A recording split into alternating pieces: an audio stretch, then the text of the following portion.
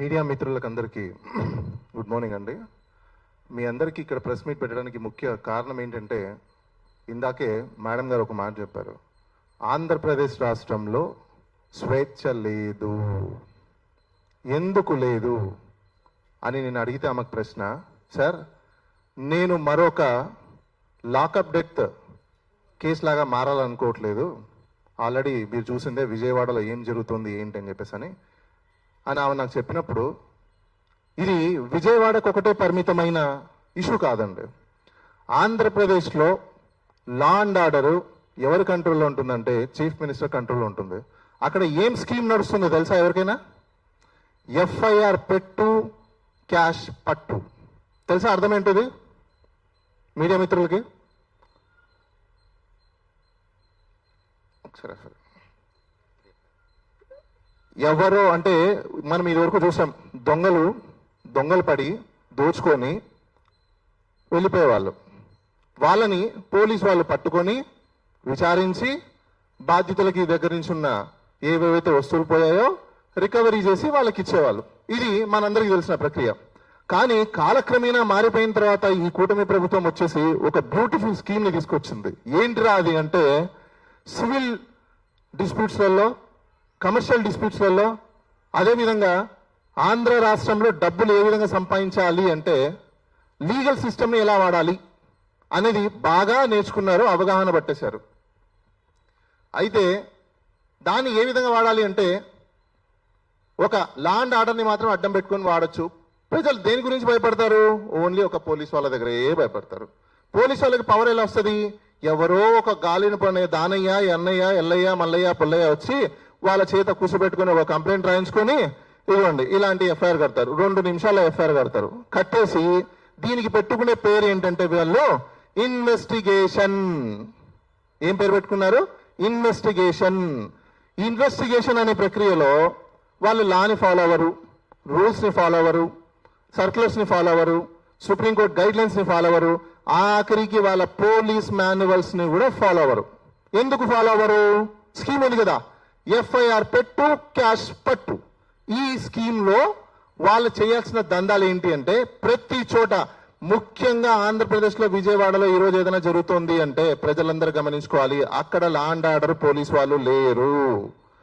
Police డ్రెస్సులు వేసుకోకుండా ఇది వరకు రోజుల్లో ఏ విధంగా అయితే దోపిడీదారులు, దొంగతనాలు చేసే వ్యక్తులు బయట సమాజంలో తిరుగుతున్నారో, ఈ రోజు వీళ్ళు లీగల్ గా రైట్ అనే పాయింట్ పెట్టుకొని ప్రజల మీద ఈ విధంగా దౌర్జన్యాలు చేసుకుంటూ ప్రజల యొక్క డబ్బుల్ని ఎక్స్ట్రాక్ట్ చేసుకుంటూ దోచుకుంటూ దీని కమిషన్ షేరింగ్ జరుగుతుందంట. ఇది మాకు ఎలా తెలిసింది అంటే, నా మిత్రుడు ఇందాక చెప్పినట్టు ఫోన్ కన్వర్జేషన్స్ లో, బహుశా వాళ్ళకి తెలియదు అనుకుంటాను, అంటే ఈ పోలీస్ వాళ్ళు ఏసీపీలు ఎవరెవరైతే మాట్లాడుతున్నారో ప్రతి కన్వర్జేషన్స్ నాకు తెలుసు. వాళ్ళు మాట్లాడేటప్పుడు ఒక పోలీస్ ఆఫీసర్ చార్జ్ చేస్తాడు ఏసీపీ, నన్ను అడిగితే గవర్నమెంట్ ఇమీడియట్లీ ఈయన డిస్మిస్ చేయాలి, ఈయన పనికిరాడు ఉద్యోగానికి. ఎందుకు పనికిరాడో కూడా మీకు రీజన్ చెప్తాను నేను.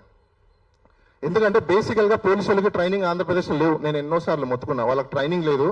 ఇలాంటి ట్రైనింగ్ లేదు, ఇన్కాంపిటెన్సీ వ్యక్తులు ఎఫ్ఐఆర్లు కడితే ఇన్వెస్టిగేషన్ చేస్తే బాధితులు కాక ఇంకెవరు అవుతారు అని చెప్పేసి అని చాలా సందర్భాలు చెప్పా. నేను ఎందుకు ఈ సందర్భం తీసుకురావాల్సి వస్తుందంటే, ఒక పోలీస్ ఆఫీసరు ఒక అడ్వకేట్ తో చార్జ్ చేసేది ఏంటి అయ్యా అంటే, please ask your client to withdraw it. ఏం జరుగుతుంది? Please ask your client to withdraw it అంటే, న్యాయస్థానాలకి వెళితే వాళ్ళకి న్యాయస్థానాల మీద కూడా గౌరవం లేదని చెప్పేసి పోలీసులు బహిరంగంగా చెప్తున్నారు. మాకు బేకరాత్గా మేము పట్టించుకోం, మాకు అనవసరం, ఏదన్నా ఉంటే మా ప్రభుత్వం చూసుకుంటుంది, న్యాయస్థానాన్ని మేము గౌరవించం, మేము చెయ్యం. ఎందుకు చేయాలి? మాకేం పెట్టింది అంటే, ఆంధ్రప్రదేశ్లో చీఫ్ మినిస్టర్ గారు అండర్ లా అండ్ ఆర్డర్ కంట్రోల్లో ఉన్న ఆయన ఎంత భరోసా ఇచ్చారో ఇలాంటి వ్యక్తులకి ఒక్కసారి మీరందరూ ప్రశ్నించుకోండి. నేను ఎందుకు ఇదే విధంగా మళ్ళీ మీకు ఒకే అడిగి చెప్తున్నాను అంటే, ఇది ఈ ఒక్కరికి మహిళకి జరిగింది కాదు, సాయి కృష్ణకి జరిగింది కాదు. రేపు రాబోయే రోజుల్లో విజయవాడలో పడుతున్న ప్రతి ఒక్క ఎఫ్ఐఆర్ మీద సెంట్రల్ గవర్నమెంట్ ఒక కమిటీని ఫామ్ చేసి ఎంక్వైరీ చేయాల్సిన బాధ్యత ఉంది. దీంట్లో గవర్నర్ కూడా ఇన్వాల్వ్ అయ్యి ఆ ఎఫ్ఐఆర్ అన్నింటినీ కూడా విచారించాల్సిన బాధ్యత ఉంది. ఎంతమంది బాధితులు ఉన్నారో, ఎంతమంది అమాయకులు బలైపోతున్నారో, లీగల్ సిస్టమ్ ని అడ్డం పెట్టుకొని, పోలీసులను అడ్డం పెట్టుకొని లక్షల కోట్ల రూపాయలు ఈ రోజు ప్రభుత్వాలు దండుకొని కమిషన్ల రూపంలో తీసుకుంటున్నారంట. ఇది బాధితులు చెప్తున్న విషయం. ఎందుకు పోలీసు వాళ్ళు ఇన్వాల్వ్ అవుతున్నారు అంటే కమిషన్స్, డబ్బులు, సెటిల్మెంట్లు. ప్రభుత్వాలు అధికారులకి పనులు చేయండి అని చెప్పేసి అని ప్రభుత్వం ఇస్తే ఈ ప్రభుత్వ అధికారులు, ప్రభుత్వం ఏం చేస్తుందంటే ప్రజల యొక్క రక్తాన్ని పీల్చి వాళ్ళు కష్టపడిన సొమ్ముని లీగల్ గా ఇలా ఎఫ్ఐఆర్లు పెట్టి దోచుకుంటున్నారు. సాయి కృష్ణ ఒక ఉదంతం చూసాం. ఇంకొక ఫేక్ కేసు కూడా మీకు చెప్తాను నేను.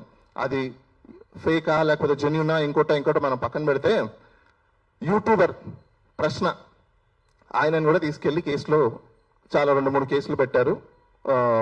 మొత్తానికి రిమైండ్ చేశారు. ఎందుకు ఆ కేసు కూడా చెప్తున్నానంటే 3 కేసులలో నేను కొత్త అప్డేట్మెంట్స్, కొత్త రకాలైన స్కీమ్స్ పోలీసులు ఏ విధంగా క్రియేట్ చేస్తారు. నేను ఎందుకు ఇది చెప్తున్నానంటే ఆంధ్రప్రదేశ్లో జెన్యూన్ కేసులు రావట్లా. Make over cases, sponsor cases, government sponsor కేసులు మాత్రమే వస్తున్నాయి. ఎందుకు వస్తున్నాయ్యా అంటే ఒక కంప్లైంట్ కావాలి కదా ఎఫ్ఐఆర్ కట్టాలంటే, ఎఫ్ఐఆర్ కట్టు క్యాష్ పట్టు అనే స్కీమ్ ఉంది. కాబట్టి ఈ జనసేన పార్టీ, కూటమి ప్రభుత్వంలో ఉన్న పార్టీలో కార్యకర్తలు వీళ్ళే కంప్లైంట్ గా మారుతారు, వీళ్ళే కంప్లైంట్ ఇస్తారు, వీళ్ళే ఎఫ్ఐఆర్ కడతారు, పోలీసు వాళ్ళే ఇన్వెస్టిగేషన్ చేస్తారు, వాళ్ళ దగ్గర నుంచి సెటిల్మెంట్స్ చేసుకుంటారు. ఇది జరుగుతున్న పద్ధతి. అయితే ఈ ఏసీపీ గారి గురించి కూడా మనం కొంచెం మాట్లాడుకోవాలి. ఆడియో కూడా ఉందా? ప్లే చేస్తాము. అయితే ఎందుకు ఈయన పనికిరాడు ఉద్యోగానికి అని అంటున్నానంటే, ఈవెన్ ఈయన లేదు పనికొస్తాడు అనుకుంటే వేరే లూప్ లైన్లో వేసుకోవచ్చు. గవర్నమెంట్ నేను అప్పీల్ చేస్తున్నా. మా మిత్రుడు చాటింగ్ చేస్తున్న నైట్ రిట్ పిటిషన్ గురించి ఇలా ఆర్డర్ వచ్చింది అని పెడితే ఆయన ఆన్లైన్ స్టేటస్ ని ఏమంటాడంటే, I think you have sent an fake document అని అంటాడు. ఇంటర్న్ మళ్ళీ ఆయనే సేమ్ ఆన్లైన్ స్టేటస్ తీసి పెడతాడు. కనీసం ఆన్లైన్ స్టేటస్ ని కూడా చూసి కంపారిజన్ చేసుకోలేని వ్యక్తి ఈ కేసులో ఏసీపీగా ఉంటే ఇంకా మీరందరూ ఆలోచించుకోండి ప్రజలందరూ. ఆ ఏసీపీ ఏ విధంగా కాంపిటెంట్ ఉన్నాడు, ఇన్వెస్టిగేషన్స్ ఏ విధంగా చేస్తాడు, నిజంగా ఇన్వెస్టిగేషన్స్ లో బాధితులకి న్యాయం చేస్తున్నాడా లేదా అనేది మీరే డిసైడ్ చేసుకోండి. ఒక ఆన్లైన్ స్టేటస్ ని కూడా అర్థం చేసుకోలేని వ్యక్తి ఏసీపీ. తర్వాత ఫర్దర్ ఆయన చార్జ్ చేసింది, I don't have to do, I have shared a right document, that's all, both are the same. మా మిత్రుడు పెట్టింది. As per the list, as per it is listed on 12th August and we shall submit the instructions on 11th. If any evidence, if any deviations is there, you may submit the same. Once again, please convey your client to cooperate with our investigation. అయ్యా ACP గారు, మీకు ఎన్ని సంవత్సరాల experience ఉందో నాకు తెలియదు కానీ, అంటే మేబీ ఎఫ్ఐఆర్ పట్టు క్యాష్ కొట్టు అనే స్కీమ్, క్యాష్ పట్టు అనే స్కీమ్లో ఏమన్నా ఎక్స్పర్ట్ అయినారో అనుకుంటున్నాను నేనైతే. ఎందుకంటే మీరు పోలీస్ మాన్యువల్ గురించి కానీ లేకపోతే రూల్స్ గురించి, సిఆర్పిసి, బిఎన్ఎస్ఎస్ లేకపోతే సుప్రీంకోర్టు గైడ్లైన్స్ మీకు ఏది తెలియదని అనుకుంటాను. ఒకసారి హైకోర్టులో కానీ సుప్రీంకోర్టులో కానీ ఏ కోర్టులో కానీ ఆర్డర్ అయిపోయింది అంటే అది కమ్యూనికేషన్ ఒక అడ్వకేట్ చేసినా, లైజనర్ ఆఫీసర్స్ చేసినా, ఎవరు చేసినా, వర్చువల్ గా లేదా ఫిజికల్ గా ఏ రూపంలో మీకు కమ్యూనికేషన్ వచ్చినా ఆర్డర్ టైప్ అయి ఉండాల్సిన అవసరం లేదు. టైప్ అయి రావడానికి టైం పడుతుంది. కాబట్టి ఇన్ఫర్మేషన్ మీకు వస్తే ఇమీడియట్లీ మీరు స్టాల్ అయిపోవాలి. అలా స్టాల్ అవ్వడం కూడా మీకు తెలియదు. నేను ఫర్దర్ ఇన్వెస్టిగేషన్ చేస్తాను, ఇన్వెస్టిగేషన్ కి కోఆపరేట్ చేయి అని అంటున్నారు అంటే ఈ పోలీస్ ఆఫీసరు ఇంకా ఆయనకి హైకోర్టు మీద ఏ మాత్రం రెస్పెక్ట్ లేదు అనడానికి ఇది ఒక నిదర్శనం. ఎందుకు నేను చెప్తున్నానంటే ఆంధ్రప్రదేశ్లో ప్రజలందరూ కూడా గమనించాల్సిన విషయము, లా అండ్ ఆర్డర్ జరగట్లేదు. చాలా మంది ఏమనుకుంటున్నారంటే ఆంధ్రప్రదేశ్లో నిజంగానే పాపం క్రిమినల్స్ ఉన్నారేమో, నిజంగానే మాకు దోపిడీలు జరుగుతున్నాయేమో, నిజంగానే దొంగతనాలు జరుగుతున్నాయేమో, నిజంగానే మా మీద దౌర్జన్యాలు చేయడానికి ప్రజలందరూ ఇలాంటి చర్యలు ఏమైనా చేస్తారేమో అని మనం ఒక ఇన్స్టిట్యూట్ని పెట్టుకున్నాం. ఏంటి అంటే పోలీస్ ఇన్స్టిట్యూషన్. ఆ పోలీస్ వాళ్ళు వచ్చి కాపాడతారేమో అని భ్రమలో మనం అందరం ఉండిపోయాం. కానీ ఏం జరుగుతుందయ్యా అంటే ఈ రోజు మనల్ని కాపాడుకోవడానికి పెట్టుకున్న చౌకీదార్ ఎవరైతే ఉన్నారో ఆయనే పెద్ద గజదొంగలా మారిపోయిన పరిస్థితికి మనం ఈరోజు చూస్తున్నాం. నేను ఎందుకు ఈ విషయం అంటున్నానంటే సెటిల్మెంట్, నా మిత్రుడితో ఫోన్ కాల్లో మాట్లాడుతూ సెటిల్మెంట్ చేసుకోమని చెప్పు మీ క్లయింట్ని అంటే ఎంత డబ్బులు ఇవ్వాలి, ఎంతమందితో సెటిల్ చేసుకోవాలి, పోలీసు వాళ్ళకి డబ్బులు కావాలన్నా అంటే మీరు కేసులు పెట్టి ఎఫ్ఐఆర్లు పెట్టి బాధితుల దగ్గర డబ్బులు తీసుకొని మిస్టేక్ ఆఫ్ ఫ్యాక్ట్, ఇది అందరూ బాగా గుర్తుపెట్టుకోండి. మిస్టేక్ ఆఫ్ ఫ్యాక్ట్ ఈ వర్డ్ ఎక్కడ విన్నారో తెలుసా? మీరు ఈ పదం ఎక్కడ విన్నారో తెలుసా? మన నారా చంద్రబాబు నాయుడు గారు గవర్నమెంట్ రాగానే ఆయన మీద ఉన్న కేసులకన్నిటికీ పోలీసు వాళ్ళకి ఏం బెనిఫిట్ చూపించారో నాకు తెలియదు, కానీ ఆయన కేసులన్నిటి కూడా mistake of fact, no evidence కింద క్లోజ్ చేయడం జరిగింది.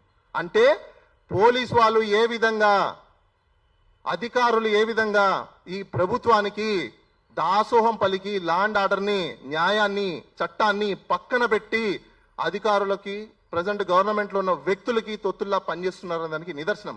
అందుకే మిస్టేక్ ఆఫ్ ఫ్యాక్ట్ అని క్లోజ్ చేస్తున్నారంటే మీరు అర్థం చేసుకోండి.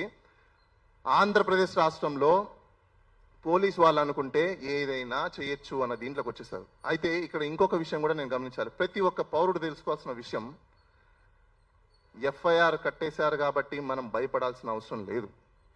చాలా మంది రిమాండ్కి వెళ్ళిపోయినారు అని చెప్పేసి భయపడుతున్నారు. పోలీసు వాళ్ళు మీ దగ్గరికి యూనిఫామ్ లేకుండా, నోటీసులు లేకుండా వస్తే మీ అందరికీ ఇంకో విషయం కూడా చెప్తాను నేను. ఎందుకంటే మా లీగల్ ఫీల్డ్లో అవేర్నెస్, పబ్లిక్ అవేర్నెస్ కూడా మాకు part and parcel of education కాబట్టి సెల్ఫ్ డిఫెన్స్ అనేది ఉంటుంది. తెలుసా ఎవరికైనా? పోలీసు వాళ్ళు అప్పుడప్పుడు చెప్తుంటారు, ముద్దాయిలు మా మీద దాడి చేశారు కాబట్టి మేము ఆత్మరక్షణ చేసుకున్నామని చెప్పేసి. ఎవరు కూడా పోలీసు వాళ్ళు రూల్ని ఫాలో అవ్వకుండా మీ ఇంటి దగ్గరకు వచ్చినా, లేదు మిమ్మల్ని ఎత్తుకుపోవాలని, కిడ్నాప్ చేయాలని చెప్పి ట్రై చేసినా 100కి ఫోన్ చేయండి, మీ ఆత్మరక్షణని మీరు చేసుకోవచ్చు. నేను ఎందుకు ఈ విషయాన్ని చెప్తున్నానంటే, మనము అభాగ్యులం.